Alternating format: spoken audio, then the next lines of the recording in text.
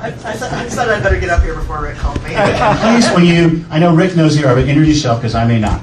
I'm Dona Rhode, and I'm the director for the Department of Human Services here in Otero County. And so just another couple of comments to add to the plate that's already overflowing. Our youth that are in our foster care systems, and again, the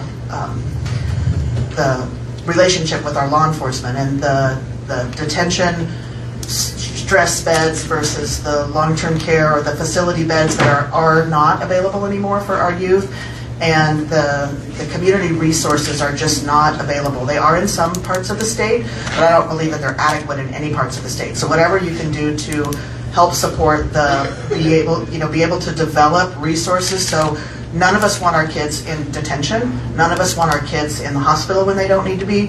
None of us want our kids sleeping with the department, in our visitation rooms.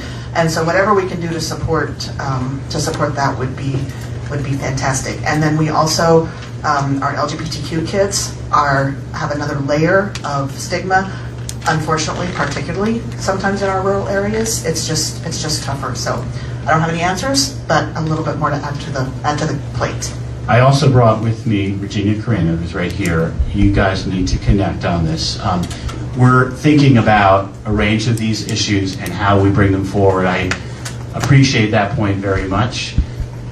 The question for our society, if we had optimal planning, is, are we doing enough with our kids' behavioral health, knowing that if you make the right investments and choices earlier, it's going to have this huge difference across their lifetime. What type of lives do they live? So I am very keen not just to hear the concerns, but if you have ideas, suggestions, or if any of you know, hey, this part of the state is doing this and it's really working well, I'm all ears.